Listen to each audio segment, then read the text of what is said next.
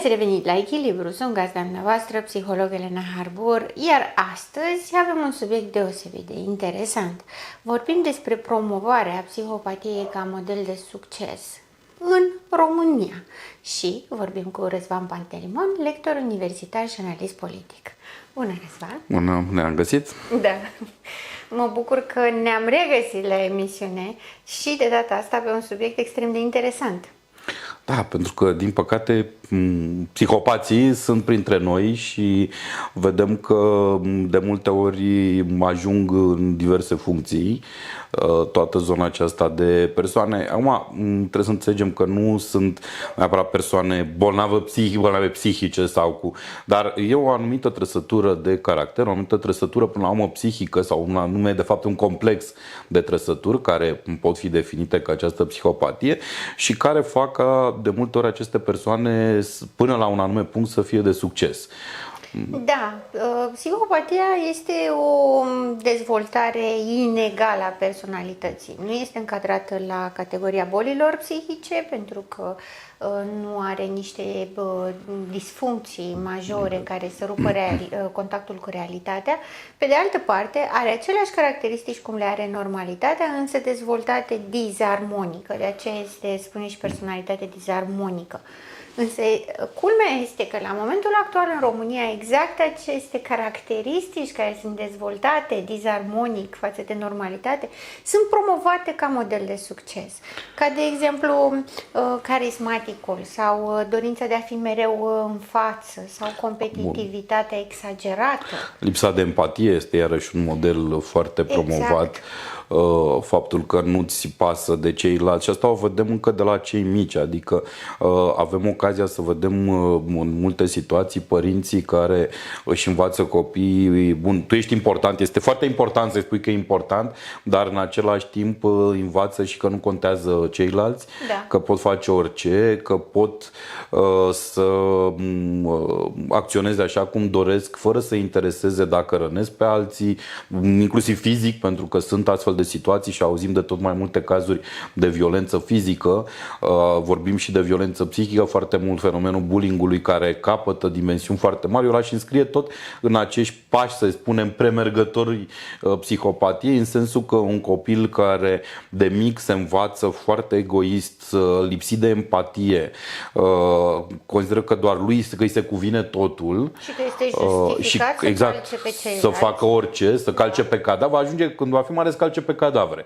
da. Cum se spune, în sensul de a nu-i păsa de ceea ce gândești ceilalți, de modul în care acțiunile sale pot răni sau pot face mult rău altora și atunci avem astfel de cazuri. Eu cred că și dacă acum avem persoane care manifestă forme de psihopatie, pe termen lung probabil că vor fi tot mai mulți, pentru că vedem această, cel puțin în fine, impresia mea neavând copii, dar impresia pe care o văd în jur este aceea că se dezvoltă acest tip de comportament, mai ales în rândul copiilor și vor deveni niște adulți disfuncționali, exact cum spuneai, în sensul că vor avea aceste probleme majore. Cred că o altă dovadă a manifestării astea psihopatiei este violența și agresivitatea pe care le vedem. Da. Și aici ne întoarce de la copii, pentru că au fost atâtea imagini cu copiii care se băteau sau băteau pe alții, jigneau, până la violența sau agresivitatea manifestată de adulți. Mergi pe stradă și vezi oameni foarte încrâncenați, permanent dispuși la scandal, să se certe din nimic, adică avem situații banale și absolut normale uneori, dar care pot duce la scandaluri și la violență. Nu doar că te înjuri și schimbi două înjurături, ci au fost atâtea situații mai în trafic, da, care au produs exact accidente, tot din această chestiune. Nu mă interesează cu ce face, mă interesează că îl pun în pericol, eu trebuie să trec, eu trebuie să fiu primul, trebuie să fac orice ca să ajung acolo și atunci sunt atâtea situații de accidente. În România stă pe primul loc în Europa la numărul deceselor, dar și accidentelor grave și cred că asta este iarăși o dovadă a acestor disfuncționalități pe care le au foarte mulți dintre cei din jurul nostru. Da, pentru că se merge mult pe ideea de mi se cuvine. Exact, totul mi se cuvine. Cum spuneai și tu mai devreme, lipsa asta de empatie. Nu ne mai interesează normele sociale sunt proaste, sunt pentru fraieri, nu sunt bune.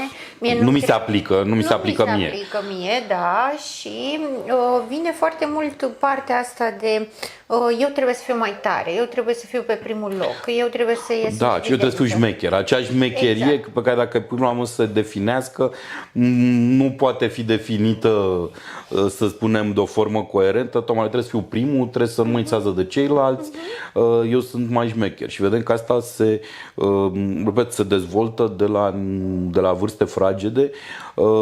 Am văzut foarte mulți tineri care am lucrat în diverse contexte pe ideea că lor li se cuvine, adică inclusiv vorbind de un viitor job, de exemplu, sau perspective de angajare. Nu, eu pun condițiile astea și astea și de salariu și de muncă. Spun, bun, dar ce oferi? Pentru că până la urmă în zona aceasta nu trebuie să oferi ceva.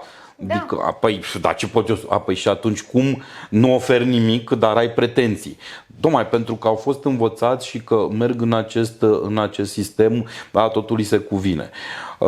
Și, repet, vedem chestiunile astea peste tot în jurul nostru, din păcate. Da, peste tot și din ce în ce mai mult, exact așa cum ai spus, pentru că toată societatea promovează tipul ăsta de comportament. Poate este dur spus că promovează. Pe de altă parte, dacă faci un scroll pe Facebook, pur și simplu, vezi tot ce vezi, tot conținutul este nu simți. Nu lăsa pe ceilalți să te influențeze, nu contează părerea celorlalți, trebuie să fii primul, tot ce contează ești tu, scoate cea mai bună variantă a ta, de unde o scoți nu știu, dar se promovează, scoate cea mai bună variantă a ta și sunt foarte multe cursuri care sunt extrem de accesate de publicul larg în ideea în care să scoată cea mai bună variantă a lor. Problema n-ar fi asta, că da, toți avem un potențial și avem mai mult decât îl știm.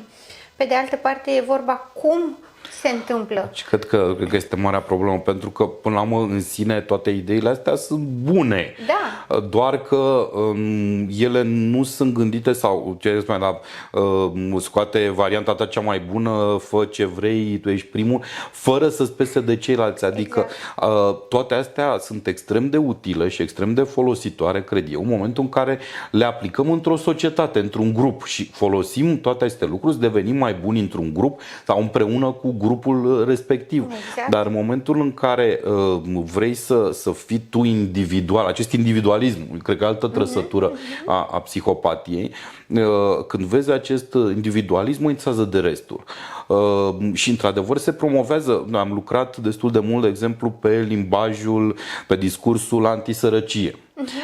În care se promovează enorm în media, de la media clasică, televiziuni, ziare, până la rețele socializare, un discurs din ăsta antisăraci, în care să spune, bun, ei sunt de vină, sunt niște puturoși, niște leneși, e un sistem de, până la urmă, fiecare pentru sine, poate să moară de foame că nu mă interesează. Da. Fără să încerci să vezi niște lucruri și să cauți niște cauze. Este perfect adevărat că pot să fie într-adevăr situații de persoane care nu vor să muncească, de exemplu, sau nu vor să facă ceva și se mulțumesc cu ce primesc ca ajutoare sociale, toată discuția aia cu ajutorul social.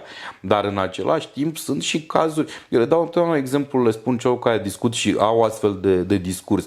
Bun, ce faci dacă ești o persoană care, din păcate, n-ai avut acces la studii, că nu a fost vina ta, nu că nu te duce capul sau că n-ai vrut, ci asta a fost situația și vedem că acum tot mai multe cazuri sunt de lipsa de acces la studii, ceea ce nu-ți permite să obții un job mai bun sau când obții, de exemplu, găsești un loc de muncă la nu știu ce distanță, trebuie să te scoli de la 4 dimineața să faci 2 ore, că sunt foarte multe situații, mai ales în zonele astea de muncă slab calificată sau în ceea ce înseamnă industria LON, în fine, citeam multe studii. Da, faci 2-3 ore drum până nu știu unde cu un microbuz care din când în când mai face și cu un accident și au fost destule microbuze cu muncitori, da? Care au avut accidente. Muncești nu știu câte ore, te întorci, tu trebuie să plătești și transportul, e un salariu minim pe economie, că asta este, cred că la noi jumătate din angajați cel puțin iau salariu minim pe economie. Mai mult de jumătate. Erau statistici la un moment dat 44%, acum cu creșterea lui cred că mai mulți ia. Și atunci Nu e că nu vrei, e vorba că asta este situația, adică cu toții și-ar dori poate să facă mai mult, dar contextul în care au socializat, s-au format, nu i-a ajutat. Sau s-au născut pur și simplu. Și atunci, da. Totuși trebuie să facem lucrurile clare vis-a-vis de asta, că contează foarte mult contextul în care se naște, mai ales că face parte din promovarea psihopatiei. Trebuie să te naști sub steaua norocoasă, trebuie să fii în familie cu nu știu cine, trebuie să ai acces la nu știu ce, și adevărul este că exact asta se face. Dacă nu ai acces, nici nu ți se oferă posibilitatea că tot de a te dezvolta până la urmă. De a te dezvolta și totodată de a arăta și ce poți să faci.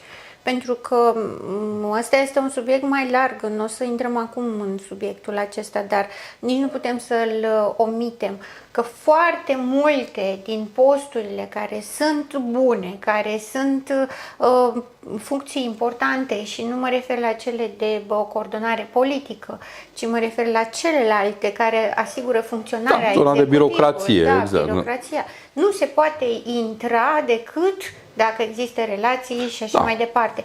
Ceea ce promovează tot psihopatia. Trebuie să calc pe cadavre, trebuie să plătești pagă, trebuie să mă fac prieten cu...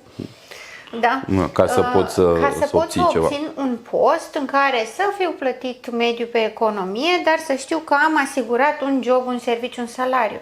Și iarăși este tot o promovare a psihopatiei, pentru că un om sănătos normal nu ar da curs și n-ar avea coerență în astfel de comportamente. Dar dacă se strânge din punct de vedere societal, ambiental, se strânge presiune pe acest domeniu, n-are de ales, efectiv. Da, adică... și este, sau modelele care se promovează, este un model care se promovează acesta al succesului ușor, al succesului realizat fără să ai prea mult efort, pentru că am iarăși discuții de multe ori cu tineri, cu studenți cu care lucrez și bun, dar ce vreți să faceți? Dar cum v-ați gândit la o strategie, nu știu, pe termen mediu? Întrebarea aia stupită, cum te vezi în următorii 5 ani? Dar și păi cum să stau eu acolo, să mă angajez pe post de nu știu ce, pe banii ăia stau acasă, mai bine nu decât să mă duc să câștig nu știu cât, mai bine stau acasă. Și bun, dar acasă din ce stai? Păi ce mai îmi dau părinții? Sau mulți se visează pe zona de, pentru că și aici e o foarte mare problemă de influencer sau pe zona de persoane publice create prin intermediul rețelelor. Încerc să explic, bun, dar pentru unul sau două exemple de succes, poate, unele dintre ele create artificial, poate sunt mii, dacă nu zeci de mii de persoane care au eșuat. Că nu oricine are un telefon și acces la internet și devine mâine influencer. Da. Plus că și în zonele aia explic că e greu să produci un conținut periodic și care să atragă. De aceea se ajung la tot felul de aberații și la chestiuni violente. Aici apoi ne întoarcem la ce văd și la ce recepționează practic și din zona asta de rețele. Deci nu oricine poate să facă lucrul ăsta. Dacă toți ar fi influencer și tiktoker și creatori de conținut, păi n-ai mai avea joburi normale. Și așa, la momentul ăsta, ai să știm foarte multe domenii, de la, să spunem, cele cu mai joasă calificare până la calificare mai înaltă, nu mai găsești oameni. O să vezi în foarte multe, mai sunt asta, meseriilor fizice, o să vezi persoane în vârstă, persoane după 40, 50, 60 de ani chiar, care muncesc, pentru că și întrebam în zone, dar de ce nu sunt și tineri? Și pentru că au venit, au încercat, păi nu pot eu să lucrez atâta. Nu vor un program. Povestea cineva, șef de magazin la un lanț ăsta comercial, la un magazin într-un lanț comercial, și a zis, în permanență am nevoie de oameni. Fac un call, primesc 10 CV-uri, dintre care vorbesc la telefon și îmi confirmă că vin 5. De fapt vin 2, angajez pe unul și pe 3 zile îmi spune, păi eu nu pot să fac toată treaba asta, programul atâta e prea lung, munca e exact, prea multă, mă stresez, și pleacă. Deci și în permanență, deci spunea și hai să caut pe zona în permanență, are fluctuație de personal. Cred că toți am văzut prin magazine, că dacă te duci în zona asta de mulți multe magazine sau lanțuri comerciale, s-ar putea să vezi că multe persoane de adulte, spunem, de vârsta a doua, poate chiar mai în vârstă, pentru că pe zona cealaltă de tineri nu doresc sau au alt tip de ideal. Tot așa, cum să-mi fac eu să-mi urmăresc niște etape, să mă supun cuiva, că eu sunt mai șmecher. Și atunci mai bine stau acasă, pe ce ciupesc de la mami și de la tati. Și mai șmecher și vrea totul repede, dacă se poate ieri și fără muncă, fără efort, exact. Da. Tocmai asta este și ideea, pentru că tot ce se promovează acum este cum să devii milionar peste noapte, cum să trăiești foarte bine fără să muncești, cum să câștigi extraordinar doar dacă îți faci un videoclip pe TikTok și toate lucrurile astea. Dar a reușit toată lumea. Bun, sunt și persoane, dar și acolo este o muncă.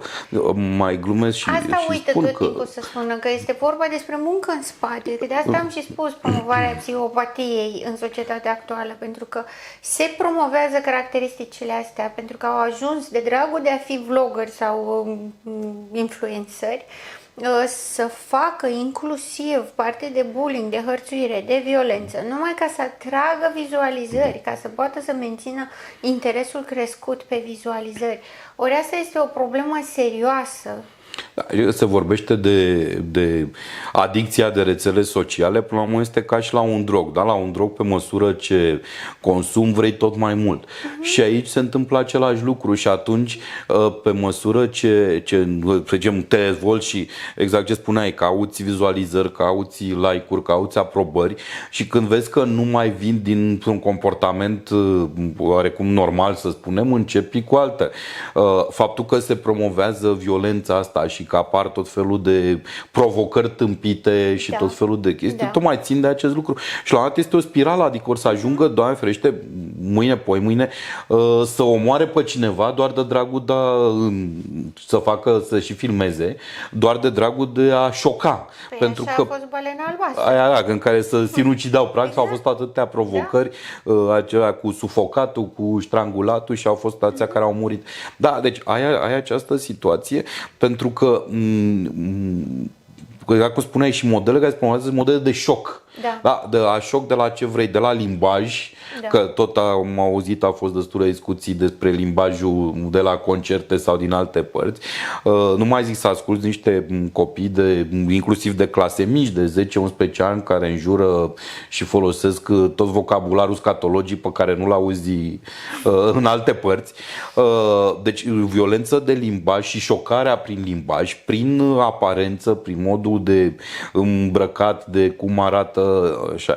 Bun, fiecare generație a avut revoltele sale. Sigur. Știm cu toții că cu toții am avut diverse forme de revolt, dar la acest moment ajungem la un extrem și mai este un extrem, este pe această spirală tot mai mult, că la un moment dat te întreb, dar până unde se va merge cu lucrurile astea? Adică până la ce punct? Exact.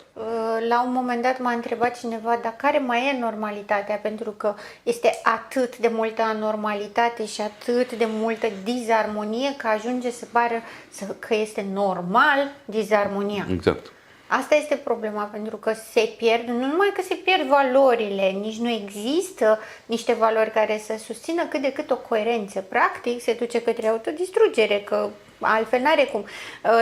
Este ca și cum dacă învățăm pe toată lumea să fie psihopată, ce se întâmplă? Că doar nu o să fim toți psihopați fericiți împreună. Da, o să apare și psihopați care omoară pe ceilalți.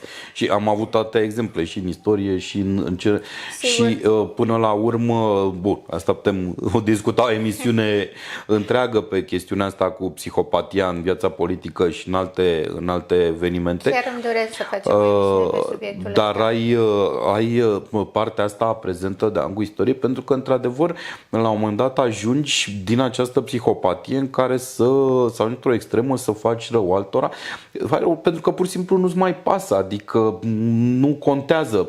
De multe ori ceilalți sunt sub oameni sau nu sunt oameni, adică și asta ține tot și de un tip de limbaj și de o socializare. Iarăși mă întorc pentru că am lucrat destul de mult pe zona asta cu migrația, cu refugiații, apoi de discursul anti-refugiat, anti-migranți, care vedem că prinde și în Europa, în alte părți, pe calificarea asta ca sub oameni, adică persoanele alea nu merită să fie primite, nu merită să trăiască și atunci o să ajungi la niște extreme pe care de altfel le vedem în lume. Dar până atunci ajungem la violența asta pe care o vezi în permanență, agresivitatea asta pe stradă, atâtea situații în care pentru loc de parcare sau că s-a parcat, au ajuns să te bați și au fost atâtea situații în care s-au bătut sau înjunghiat pentru un loc de parcare. Sau pentru că s-au certat în nu știu ce magazin și au ajuns la violențe grave. Da. Plus că mai este sentimentul de nedreptate. Pentru mine, de exemplu, este îngrijorător să văd copii mici, de clasele primare, care spun toată lumea este rea. Toți copiii sunt răi, toți adulții sunt răi, toată lumea este rea. Da, pentru că provoacă exact acest tip de comportament de care spune, de individualitate, de agresiune, dar motivația lor este un fel de apărare. Da, sunt niște frustrări care se acumulează și în care practic niciunul dintre noi ca ființă umană nu se recunoaște, sau în fine, ne este greu să recunoaștem că nu suntem perfecți, că avem probleme, că suntem răi. Și atunci întotdeauna găsim la ceilalți. Eu dau exemplul ăsta, întotdeauna dau studenților exemplu, da, am luat nota 10, eu am luat nota 10 sau nu, în fine, deci o notă bună. M-a picat. Mi-a dat 4, adică ăla rău, profesorul. Nu poți spune am luat 4 că n-am învățat. Nu, mi-a dat 4. Dacă e 10, nu mi-a dat 10, nu, am luat 10. Deci întotdeauna acțiunile pozitive sau rezultatele pozitive ni le însușim, ni le asumăm, în timp ce chestiunile negative căutăm să dăm vina pe alții. Cred că asta e o altă caracteristică a psihopatului. Întotdeauna de a găsi vinovați în exterior. Altcineva e vinovat, da? Plecând de la ce vrei, de la de săraci, de băia care au pe loc de parcare, până la chestiuni, nu știu, care țin de politică, apropo de discurs din ăsta la nivel grupal sau la nivel statal chiar, în care întotdeauna găsești un țap ispășitor și am avut Holocaustul și am avut atâtea probleme, plecând tocmai la această chestiune. Cauzi vinovatul. Eu niciodată nu o să spună un psihopat, eu sunt de vină. ci altcineva. Eu sunt perfect pentru că așa am fost învățat, exact ce spuneai, da, tu ești minunat, ești perfect, ești extraordinar, ai dat cel mai bun din tine. Și dacă nu reușești, sau de vină sunt ceilalți, de vină este mediul și atunci dezvolți niște frustrări și ajungi la agresivitate, la violență și la tot felul de manifestări pe care, din astea. din păcate, o consideră justificată. Exact. Aici este, de fapt, problema, pentru că și părinții se simt frustrați, se simt constrânși, poate fac față, poate nu fac față la aceste condiții sociale de care vorbeam și mai devreme, care se tot promovează, și ei, la rândul lor, transmit copiilor. O transmit și prin propriul comportament, o transmit și prin ce spun, modul în care îi educă. Du-te și bate-l pe copilul ăla, să nu-mi vii cu locul 2 acasă, să nu te prind cu 5. Cum dai la nota, nu știu care, da, și ălalt a luat așa. Mergi la mai multe opționale decât celălalt, că tu trebuie să fii mai grozav și așa mai departe. Aș vrea cumva să existe partea asta de conștientizare, că atâta timp cât nu ajungem să fim oarecum mulțumiți cu ceea ce suntem și cu ceea ce avem, nu facem altceva decât să stimulăm această nefericire, nemulțumire și să obligăm, practic, să scoatem cei mai rău din noi, ceea ce e tare departe de cea mai bună variantă noastră. Da, pentru că toate chestiunile astea, în loc să spună, bun, n-ai făcut nu știu ce, nu ai luat nota X pentru că n-ai învățat sau hai să înveți mai bine, în momentul în care ai de vină cu tărică. Și acum avem, iarăși mă întorc, pentru că dacă e profesor sau învățătoare, dacă ești pe grupurile de mămici sau grupul la școală în care are ceva doamna cu copilul meu și știu cazuri concrete, școli în Constanța în care copil foarte agresiv, bullying, îi bate pe ceilalți și au venit părinții, au făcut reclamații, au încercat să cheme școala, să cheme părinții respectivului, a spus, copilul meu nu este așa, nu aveți dreptate, aveți ceva, copilul meu inventați, copilul meu nu face așa ceva. Și atunci nu mai e nici instrumentele, nu ești matriculat, școală de corecție, în fine, toate acele, pentru că avem tipul ăsta și de discurs, trebuie să accepti toată lumea, nu poți să lași repetenții, nu? Și atunci se dezvoltă acest tip de comportament. Când văd că de multe ori nu se întâmplă nimic, aici cred că este și o altă situație care încurajează acest tip de comportament psihopat. Spunea la un moment dat apoi de faptul că nu respectă normele și că nu există de multe ori norme, nu pățești nimic. Da. Sau când vezi că XY este prins conducând cu droguri sau băut sau așa și nu pățește nimic, sau vin tot felul de personaje din zona asta publică care încearcă inclusiv să-și creeze o imagine ce urma mai devreme, că până la urmă și vloggerii, influencerii și tiktokerii și ei au tot acest tip de încercare, doar că spre deosebire, și aici eu le explic mult, spre deosebire de voi, deci de cei normali care încă n-au devenit, ei și monetizează aceste lucruri, adică ei scot bani. Da. Faptul că voi faceți vizionări, faptul că promovați, că distribuiți conținutul lor, ei scot bani din chestia asta. Da. Dar asta de multe ori nu se știe sau nu se vrea să se înțeleagă. Dar revenind aceste modele, pentru că până la urmă astea sunt modele care prind, exact ce spuneai și la început, modele care prind în societate. Modelele astea nu mai sează legea, e opțională, dacă ai bani faci orice, arunc cu banii, mașini de lux, multe închiriate, că când mai apar au fost frații tăi sau alții, că de fapt mașinile erau închiriate și tot luxul ăla a promovat și așa, de fapt nu era decât artificial întreținut. Dar vezi că tu nu înțelegi, tu, repet, ca persoană care te uiți la astfel de modele, pentru că altceva nici nu ai. Când se pune, ce fraier ăia? Bun, cine? Profesorii care câștigă, dar trebuie să facă grevă să primească un minim în plus? Cine să fie modele? Exact. Modele sunt șmecherii cu mașini de lux care spun, am obținut fără muncă, fără nimic, doar pentru că sunt șmecheri. Că mi-a dat cu suspendare sau nu știu ce.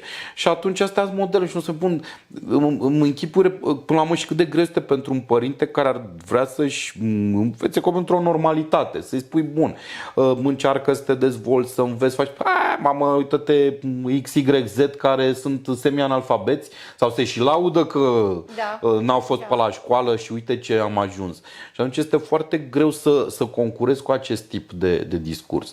Plus consumerismul care e în floare și întotdeauna vrem altceva, vrem mai nou, mai la modă, fără să-și dea seama ce e în spatele, până la urmă, și acestui tip de comportament. Da, și a faptului că vreau mai nou, mai la modă ca să mă adaptez, ca să fac față la ceilalți și toți vin acasă cu același lucru și cumva tot în mâna părinților este să decidă dacă dau curs la asta sau nu, pentru că da, este un trend, este un laț care se strânge, frustrează și forțează pe toată lumea, și părinții, și copiii, și autoritățile până la urmă. Este o spirală din care foarte greu mai poți să ieși. În asta îmi povestea cineva că a încercat să nu-i dea copilului telefon, că nu-i trebuie telefon la clasele mici. Și au venea plângând pentru că toți colegii râdeau, el făceau bullying, că era fraierul care n-are telefon. A trebuit să-și încalce, să spunem, principiile și să-i cumpere telefon. Cred că se poate vorbi enorm pe partea asta cu consumerismul și efectele pe care le au mai ales asupra tinerilor. Cred că e o temă pe care o putem discuta în mai multe podcasturi. Sigur. Da, ideea este că chiar dacă există tendința asta, totuși e bine să nu-i dăm curs sau cel puțin să o ținem în frâu. Să încercăm să o controlăm, exact. Să încercăm să o controlăm, să încercăm să ne menținem la un nivel cât să nu fie nici acolo și nici prea jos. Adică undeva în zona de mijloc, întotdeauna există zona de mijloc și putem să aderăm la ea.